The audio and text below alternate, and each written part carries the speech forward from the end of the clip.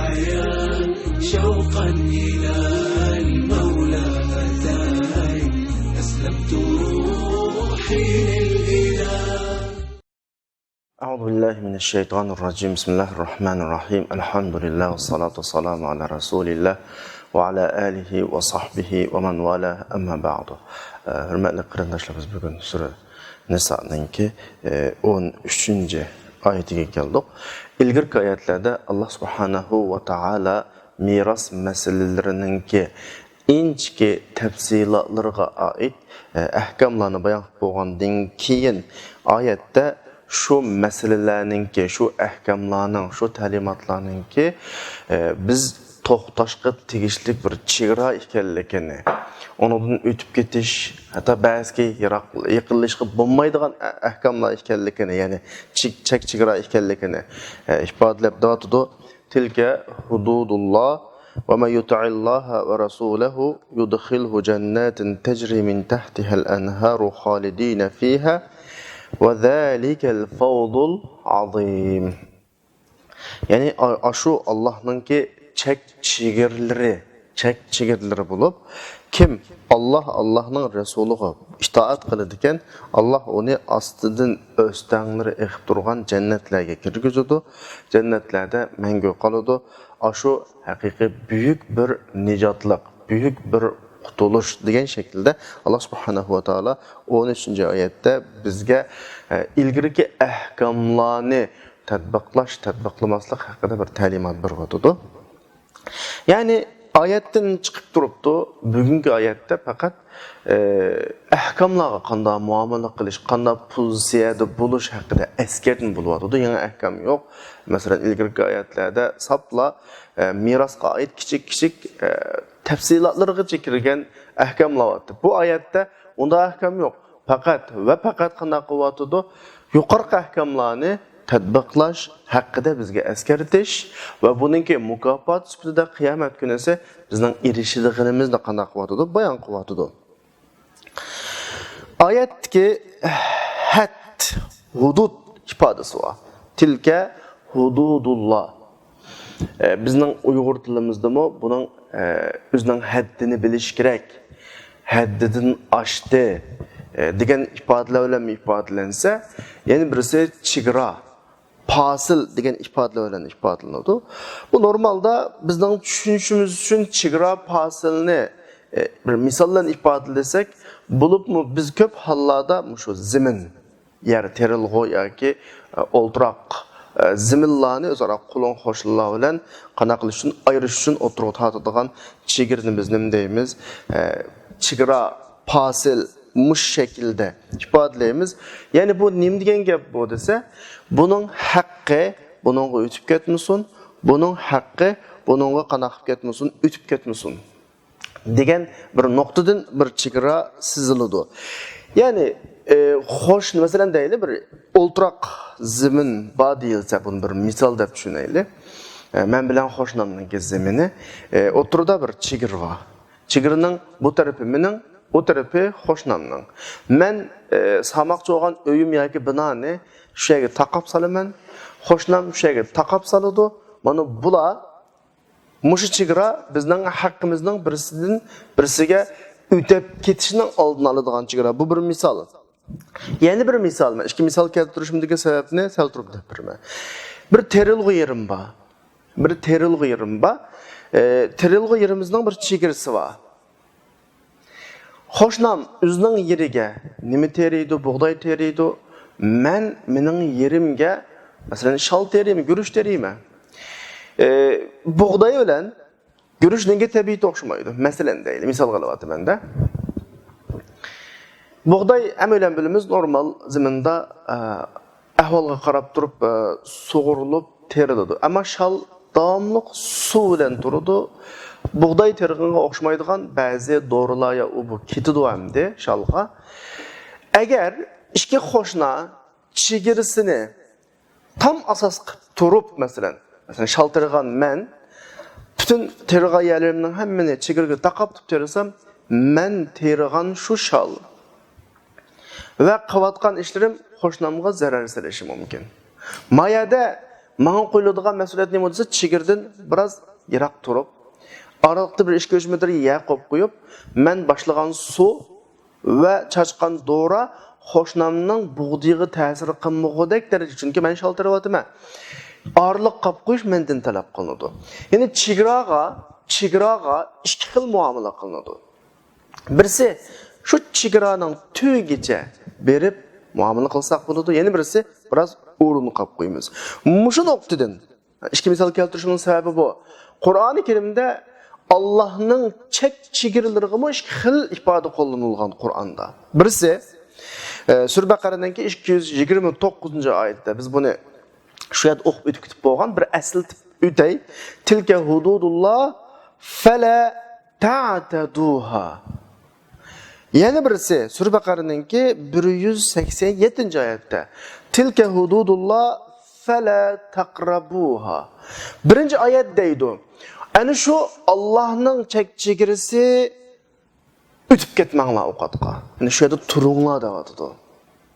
Bu men keltirgan birinchi misolga o'xshaydi. Va buni texmo ahkam bobiga akib tushundirsam, Alloh qilinglar, etinglar deb bizga imkon bergan doirada, ya'ni bizga mana shu vaqtda cheklama emas, buyruq, imkoniyat qilish doiramizni belgilagan vaqtda mushu oyat bilan biz o'zimizni belgilasak bo'ladiki, Alloh mana qil deb ruxsat qildi, qiladigan doira mishag'icha, tuyg'icha.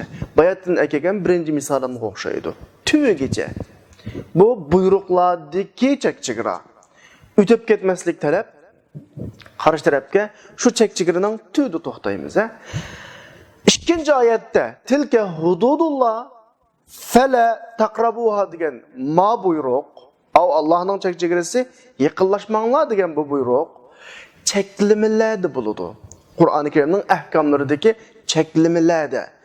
Cheklimilarga yaqinlashish o'tib ketmaslik emas, yaqinlashishning o'zi zararlik.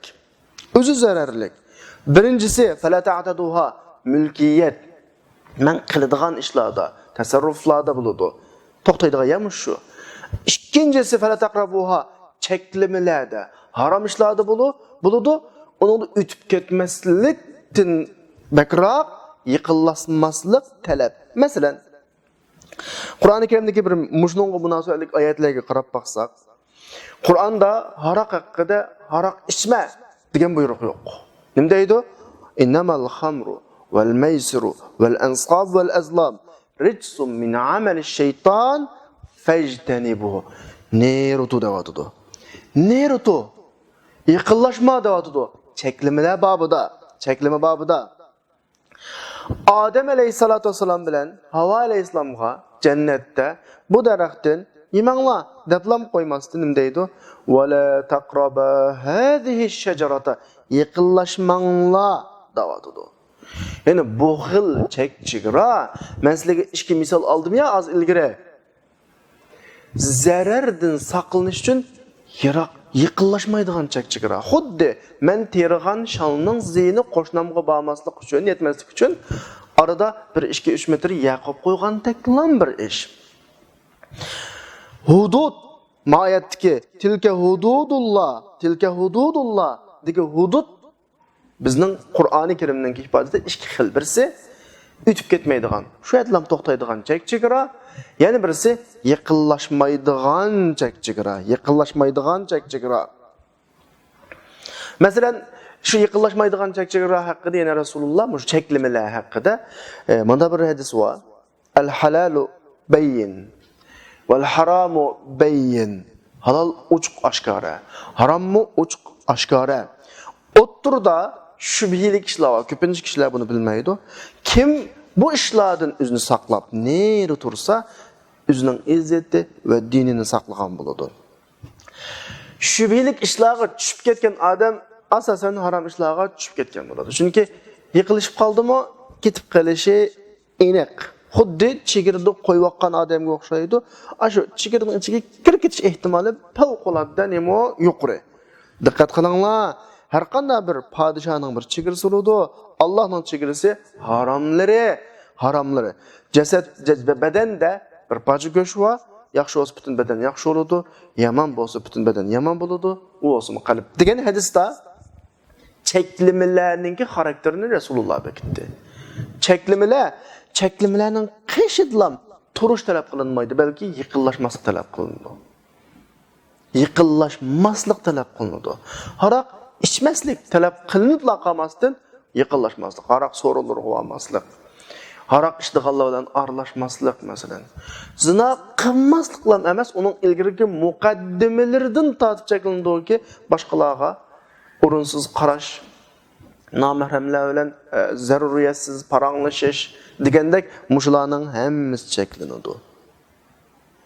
Allohning chegirisi mush shaklda ifodalanadi. Yana bir misol, masalan, itkab qilayotgan kishi ayollar bilan munosabatda bo'lmaydigan bo'lg'achqa, bular bilan munosabatning muqaddimlari sifatidagi masalan quchoqlashish qatorli ishlarni Alloh subhanahu va taolo cheklab Qur'onda Sura Baqaraning 187-oyatida "Va la tubashiruhunna va antum aakifuna fil masajid tilka hududulloh fala taqrabuha." Sizlar masjid itkab qotgan vaqtinglarda ayollaringlar bilan quchoqlashmanglar.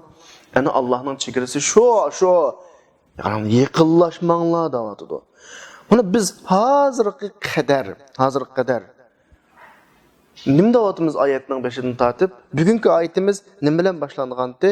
Hudud ifodasi bilan boshlangan. Ana shu Allohningki chegarasi ifodasi bilan boshlangandi. Allohning chegarasining ikki xil ekanligini bayon qildik qarindoshlar. Bir xil chegara shuni to'xtatsak bo'ladigan chegara o'tib ketmay. Yana bir chegara yiqillatsak bo'lmaydigan chegara. Qaysi xilisidan o'tib ketsak, ashadlam to'saq bo'lgan chegara desa, buyruqlarda. Bizning qilishga yo'l qo'ygan bir doira bor. Uni qil, buni qil degan doiralarda chegarada to'xtaymiz. Qil degan yaxshi qilamiz. O'tib ketmaymiz. Mana birinchi xil. Ikkinchi xil esa harom. Cheklamalarda u yerdan turish emas, yiqillaşmaymiz. Oyatdagi tilka hududulloh deki hududulloh yuqorqi ikki xil hududni o'z ichiga olishi mumkin. Chunki merosda bizning turi degan yeri bor, yerda turishimiz kerak. Yiqillaşma deydigan yeri bor, yiqillaşmaslik kerak. Va may yuti'illaha va rasulahu. Kimki Allah va Allohning rasuli. Qaranglar. Birmuncha ahkomlar bayon qilindi. Bu ahkomlarni had hudud deb belgilendi. Mushu had hududni to'xtashning o'zi itoat Allohga nisbatan. Allohga itoat qilsa, ifodasi kelsa, bu bo'ladi. Lekin oyatda Allohga itoat qilish va Allohning rasuliga itoat qilish deb Allohga itoat qildigan babda Rasulullohni billa qo'shdi. Bu yerda bizga bir dona bayon qilmoqchi bo'lgan masala u bo'lsa-mu, ahkam babida Allah bizga halol, haromni bekitganga o'xshash Rasulullohmo halol, haromni bekitalaydi. Bu Allohning Rasulullohga bu vazifani berishi, Rasulullohga bu huquqni berishi qandaqdir masala Qur'onga ham qarashliq emas, hadislarda bo'ladiganligining bir ifodasi. Bu gapni bu yerda alayda chiqarishimning sababi, chunki shunda bir kishilarni ko'ryapmiz. Allohning kitobi bo'lsa, Qur'on bo'lsa yetarli bizga. Qur'onda kelgani hisob halol, harom deb Rasulullohning qonun chiqarish, ahkam chiqarish, halol, haromni bayon qilish huquqi vazifasiga diqqat nazarini og'dirmagan kishilar va yoki qasdan uni bilmaslik bo'lgan kishilar va holbuki mushlar da'vo qilayotgan Qur'onda kelgan hisob degan da'vosi bo'yicha Qur'onga qarab baqsa, Qur'on nima deydi? Va ma ataakumur rasulu fakhuduhu va ma nahakum anhu fantahu. Rasululloh aytib kelganini tutinglar, to'sqinni yeninglar. Endi Rasulullohniki halol, harom chiqarish, halol, harom hukmlarini o'rtaga qo'yish huquqiy Alloh tomonidan to'liq qilingan berilgan Rasulullohga. Bularning tam asli maqsadi bu yerda bir shubhilik vaziyat yaratish Rasulullahning sunnatlari haqida. O'zlaricha Allohning hukmiga o'zini topshirgandek bir havo yaratmoqchi. Xuddi Qur'onga alohida Qur'onga itoat qilgandek havo yaratmoqchi. Agar mushuk bir sodiq bo'lsa deganimizdek, Qur'onning o'zida Rasulullohga itoat qilish, Rasulullahninki ahkamlarni chiqarish, Rasulullahninki hukmlarni bayon qilish huquqining borligini buni nazardan qanday qilmaydi, saqit qilmaydi qarindoshlar. Bu nuqta kallimizdan yo'qolmasin. Agar mushuk kishilarning mashtaroq bir chiqqanligidan biz biroz ko'nglimiz aram tepaliq. Ya'ni nima degan gap bu desa, mana bir hadis bor. Rasululloh 14 asr ilgari hayot vaqtida hech kim bu gapni bakmagan, qilish ehtimolimi yo'q bir davrda shunda bir hadisni degan. Bu hadis Miqdod ibn Ma'di kirib rivoyat qiladi. Deydi, Rasululloh Xaybar kunligida nurg'un narsalarni halol qildi, harom qildi. Birisi oila ishki, uy ishkini harom qildi. Undan boshqa nurg'un ishlar va'da bo'lib, Rasululloh shu vaqtda deydi, yaqinda shunda bir kishi chiqdi. O'zining sapasiga yulinib o'tiribdi, o'rindiqlarga maydatik ifoda bir xil takabbur, mag'rurlikni ko'rsatgan bir ifoda bor. Deydi, bu kishi yoshlar mag'rur qiyofatda oldimizda Allohning kitobi bor. Allohning kitobida halol deb kelganlarini halol deymiz, harom deb kelganlarini harom deymiz. Mush yetdi bizga deydigan bunda bir mag'rurlar pat arada chiqdi degan mazmundagi bir hadisni rivoyat qildi. Hadisning oxirisida Rasululloh nima deydi? Allohning Rasuli harom qilgani xuddi Alloh harom qilgan bilan nima o'xshash. Ma ifodada Rasululloh qo'llandi. Ya Rasululloh, 14 asr ilgari hadisni inkor qiladigan kishilardan asarim yo'q bir davrda Rasululloh bu gapni degan. Bu insonlarning bugun o'rtaga chiqishi mushu hadisga nisbatan biroz qalbimizni rohatlatdi qarindoshlar. Rasululloh oldin ola bular haqida nima bir bo'lgan xabar bir bo'lgan. Endi oyatning o'ziga kelsak, "Ma yuta'allohu va rasulahu yudkhilhu jannatin." Allohga itoat qilgan kishini Alloh subhanahu va taolo jannatga qana qiladi, kirgizadi. Diqqat qilsak, bizning butun talab qilinayotgan narsa dunyodagi ishlar.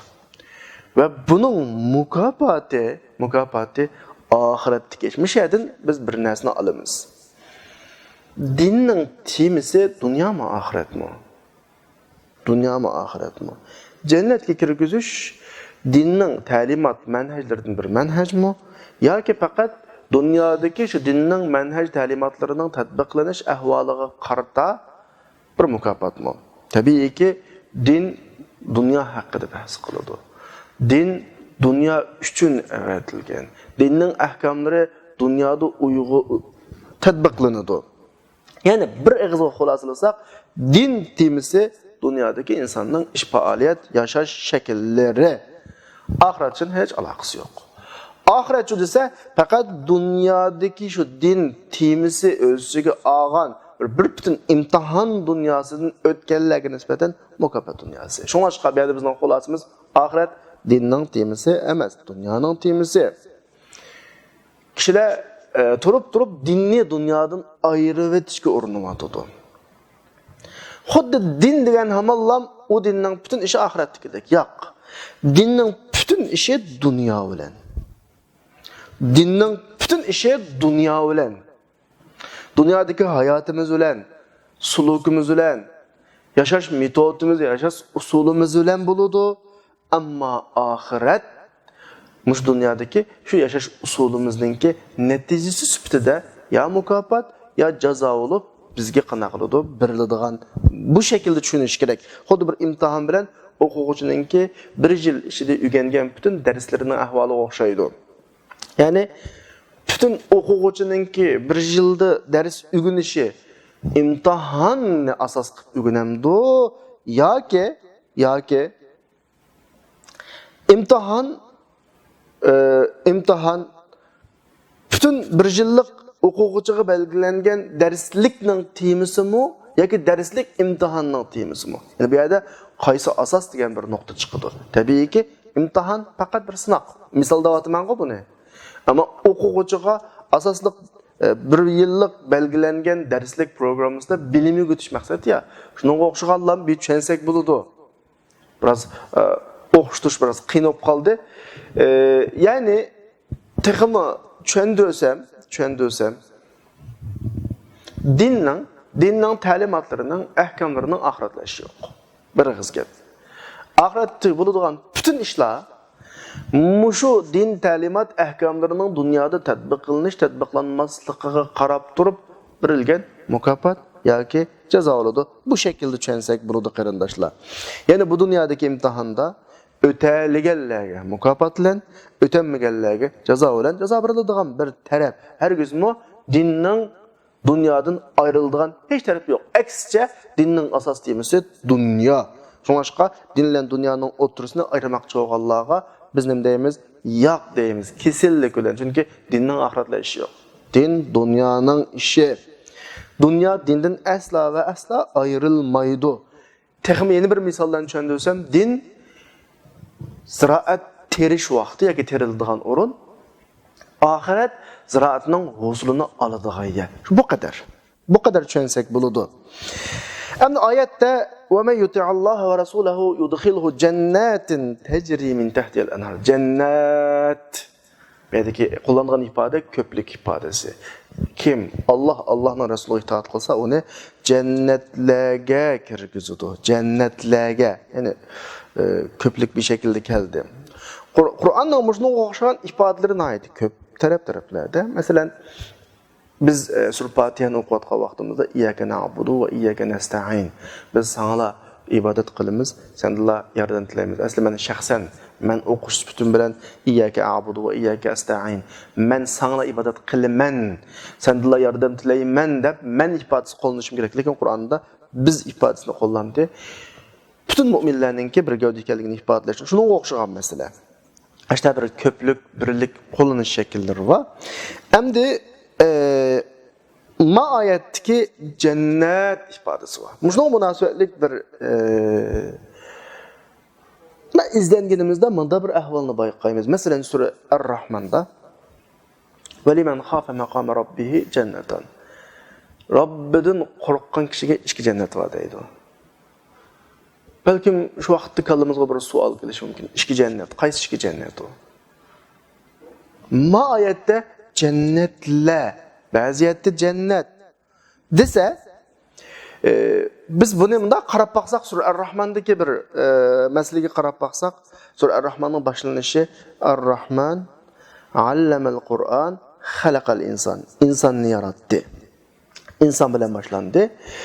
Undan keyin yana shunda azroq Mansak 14-15 ayetinde halakal insana min salsalin kal fakhar. İnsanı Allah'ın yarattı dep bulup ve halakal cehennem min marcin min nar. Cin ne otunu yarattı? İki türlük mahlukның gepini qıvatıdı Sura Ar-Rahman. İki türlük mahlukның insan cin qıp bulup, yani bunun münasebetlik bularning üstüden hüküm çıkardığı vakitte nimde ifadaldı? Senefrugu lekum eyyuhas thaqalan. Biz emde sirajkinlarınki hükümünü çıkarımız insan cin. İşkilik ifadesi var. Ve ondan keyin qarasak, ya ma'şarel cinni vel insi in istata'tum an tanfudu. Ey cinlar ve inslar ko'ray. Qadr olsanlar, osmon zamindan chiqib ketinglar. İnsan cinga ikkisiga ayrim xitob qilyapti. Demek Sura Ar-Rahmonda bir bütün şekilde insan, cin bu suradaki söz temisi. İnsan, cin. Endi muşularning söz temisi o'xshab deb kelyapti. Meyli insan bo'lsin, meyli cin olsun, meyli insan bo'lsin, cin olsun. Allah'tan. Hemen ayet nima aytdi? "Ve limen khafa maqama rabbih." O'zining Robbidan qo'rqqan kishi degandagi kishi insonga mangadi, jinga mangadi, jannatan. İki cennet var degani. Agar inson Allah'tan qo'rqib, Allah'ning deganini qilsa, o'ziga loyiq cennet. Jin Allah'tan qo'rqib, Allah'ın deganini qilsa, bizga loyiq jannat. Ikki turlik mahluq to'g'risida ketayotgan bo'lg'achqa so'z temisi va bulg'i biriladigan jannatmi o'ziga loyiq ravishda ikki jannat deb tilga ilingan degandek bir mulohizlar bilan oyatlarni o'zaro bir-biriga bog'lay olishimiz mumkin. Shu oyatlarda kelgan bir jannat, ikki jannat masalan bu meseleler bu şekilde düşünülse buludu. Ondan başka manda bir ahval var. Kişi cennetke girdi. Cennetke girdi. Allah subhanahu ve taala hazırlagan, kapırga hazırlagan cennetle o mümin degen şekilde hazırlangan cennetle onun sahibi kafir olganlık için o qilib qoladi. Shu vaqtda aşı cennetni kim aladi? Yani kim igdorchilik qiladi unga? Mu'minlar. Bu mesele Sura Zuhraf'ninki 72. ayetinde manda ifodalanadi. Wa tilkel cennetul lati urithumuha bima kuntum ta'malun. Ana sizlar başqalardan miras qoldirilgan cennet. Mushuni mush şekilde tafsir qilinadi. Yani başqalarga hazırlangan cennet ular dünyada mümin bo'lmaganligi uchun mümin bo'lganlarga beriladi. Yani bu yerdan biz yuqoridagidek inson bilan jinga ikki jannat bor deb ikki jannatning gapini qildik. Boshqalarga hozirlangan jannat ular mümin bo'lmaganligi uchun mümin bo'lganlarga beriladi dedik. Mushu xil ifodalarning uslublarning hammasi nima desa jannatninki cheksiz İnsan kütülmegen bir derecede mukaffatla girişidiganligi, onunki 1, 2, 3 degandek san sanaqlardan bir xil halqib tushadiganlik bir ifoda so'g'achqa. Oyatda nima deydi? Ama yuti'allaha ve rasulahu yudkhilhu cennetin deb ko'plik şekilde kelişib bu sebepten bo'lsa kerak. Yani cennet herkes mi o'ylab qolmaylik ki dünyadaki biz o'ltiraqlashayotgan qo'ru, öy, o'rinlarimizga o'xshash bir cheklik ma'lum doirada bo'lmaydi mu'minga nisbatan. Qur'onning yuqorqi ifodalariga ko'ra cennet inson razog'idek darajada bo'ladi. Shunga bu yerdagi cennet ifodasini shu shaklda qanday qilsak tushunsak bo'ladi. Aniq oyatning oxirisida yudkhiluhu cennetin tecri min tahtihal anhar. Astlaridan o'stanglar qanaq turadigan, iqib turadigan cennetler. Hem de bu güzellikninki en yüksek tarafidagi bir ifodalanish bo'lsa kerak qarindoshlar. Yani astidan o'stanglar iqib turadigan cennet tasarruf baqsaq bo'ladi. Bir öy yoki bir cho'ng hajmlik saroy deyli. Sular astidan iqib turadi. Belki bizning kishilarimiz deyishi mumkin imoratlarning astidan suv iqish bu navbatdagi biz yashayotgan binokorlik qurilishlarida yoki biz yashayotgan normal turmushlarimizda asosan uchratmaydigan, az uchraydigan ahvol. Ya'ni bizningki insonninki navbatda bo'lgan nuqtasi shu, ammo inson taraqqiy qilyotdi, texim yuksak bir shakllarda bir narsalarni ijod qilyotdi. Dunyoda ashta shaklda insonga har xil shakllar echilyotdi. Jannatning bu shakldagi tasviri bu namda dedik ya cennetning ifodasi ko'z ko'rib bakmagan, quloq anglab bakmagan, insonning qalbi kechib bakmagan bo'lg'achqa bundan ortiq ifodalaydiganga bizmi so'z jihatda qiynalamiz, ifoda jihatda qanaqa qilamiz, qiynalamiz. Ammo shunisi aniq yuqorqi ifoda astlaridan o'stanglar turadi ifodasi en yüksek, en yuqori, en çekici yetken bir güzellik ifadesi buluşu mümkün. Ayette kullanılan min ifadesi, yani aslardan östen turadigan cennetlerdeki aslardan degendeki min ifadesi. Çünkü Kur'an-ı Kerim'nin başka oralarında cennetin tecri tahtahal anhar. Astıda östen iqtur diye ifadeler var. Ve bazı ifadelerde, mesela bugünkü ayette okşaş, bazı ayetlerde astıdın ifadesi, o astıda, astıdın.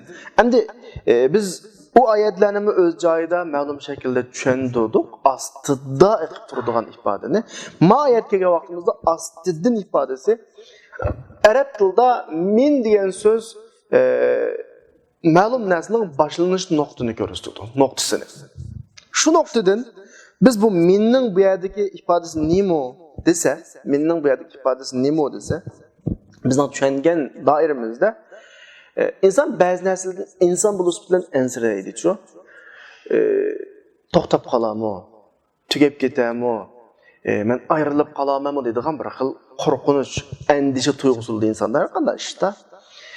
Bu xuddi ostidan o'stanglar oqidi desa, o'stangning beshi bor. Su manbasi bor. Agar su manbasi kesilsa to'xtab qolish ehtimoli bor normalda bizning dunyo hayot o'stanglarda.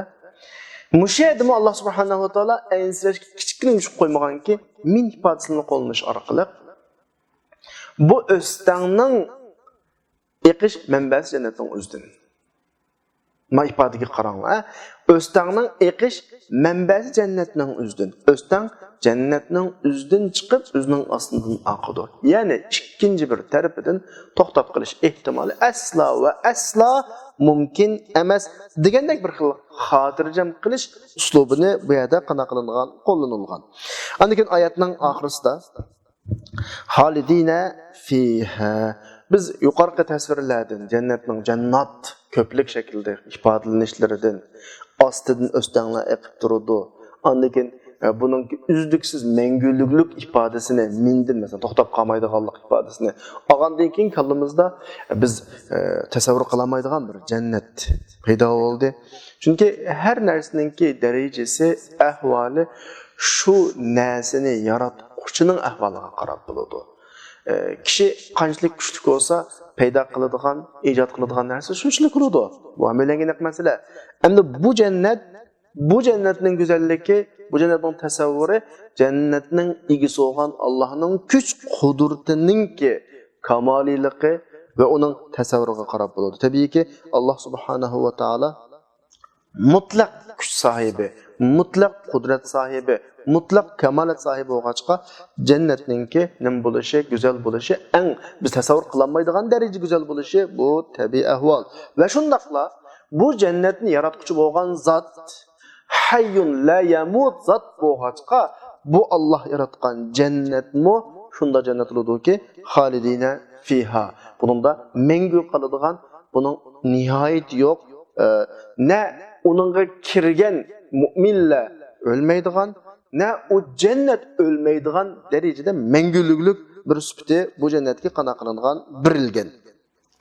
Hem ayetning ahirasida zalikel fawdul azim. Ana şu büyük bir nicat tepiş, büyük bir qutuluş ifadesi qo'llanilgan. Cennetga erishgan kishi o'zining büyük nishoniga, maqsadiga yetgan bo'ladi. Fawz oyatdagi zalikel fawdul azimdagi fawz inson qilayotgan ishlaridan eng oxiri yetmoqchi bo'lgan nuqtani nima ifodalaydi? Fawz deb ifodalaydi. Biz normalda dunyoda mayli tijoriy ishlarimizda yoki o'qishlarimizda bir utuq qozonsak va bormoqchi bo'lgan nishon nuqtamizga yetib borganimizda o kadar xushal bo'lamiz endi. Oyat bizga jannat bilan biz xushal bo'ladigan taraflarni, xushal bo'lish tegishli taraflarni bizga qanday qiladi, asl tortadi. Faqat darsdan tugatishdan ilgari men bunda bir nuqtani kichikgina bir diqqatni chekkan tarafni eslatmoqchi. Oyatda büyük nishonga yetish, büyük utuq qozonish, büyük nijotlik degan shaklda büyük ifodasi qo'llanilgan. Arab tilida bu xil sifatlar har xil daraja bilan ifodalanadi. Masalan, cho'ng odatdagidek. Büyük odatda normalda bizning Uyg'ur tilida cho'ngdan cho'ngroq narsa ishlatiladi. Oyatda qo'llanilgan shu. En büyük mesela Allahu Ekber'deki Ekber en büyük ifadesi, en katta ifadesi. Mayada 3 xil daraja var deb turasizlarga tushunish qulay olsun uchun. En addi derecesi, o'tir derecesi, yuqori derecesi. Büyük söze, adayım degan büyük sözninki o'tir derecesi ishlatilgan. Yuqori söz emas. Balkim kallık kelishi mumkin. Mishqa en büyük muvaffaqiyat, en büyük ustuq, en büyük nicatlık demek büyük deyilmişqa. Dese, en büyük degan vaqtimizda onunla seliştirmiş şekilde aşağıdan bir derece tüven turulgan büyüktün bir payda olurdu. Eğer kıyametni, ahiretni, cennetni en büyük deb tasvirlense, onun karşısındaki dünya büyük olup oturuğa çıkıdı. Bu ayet bizge şunu ifadelemekçi ki, ahiretni büyük deb ifadeledi, dünya onun karşısında hiç dememez. O büyüklük derecesini qanday qilib ketgan, tushib ketgan o. Onu seliştirolmaydigan derecede ahiretke. Degandek bir ma'noni berish uchun bu yerda seliştirma aşırı müsbetdash qo'llanmasdan normal sübet qo'llanildi. Çünkü ahiret degandan keyin ham buning bir jufti bor. O'zi dunyo.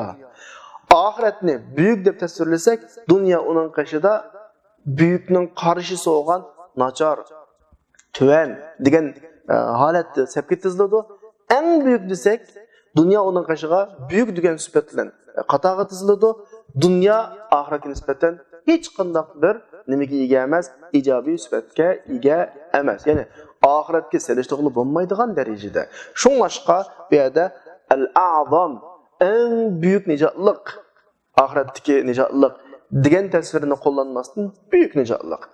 Onun qarshısida dunyoda erishgan har qanday utuqon, dunyoda erishgan har qanday bir yetgan har qanday bir maqsaddan nima emas, hech qanday buyuklik sifatiga munosib emas. Odatdagi bir ish degandek ma'no bu yerdan qanday qilishi mumkin, chiqishi mumkin. Vallohu a'lam. Bugungi darsimiz vaqtidan so'zdan mushahada to'xtaydi. Inshaalloh 14-oyatni kelasi soatlik darsimizda o'qiymiz. Kelasi soatlik darsda kurashganga qadar hammalarni Allohga omonat qildim. Assalomu alaykum va rahmatullohi va barakatuh.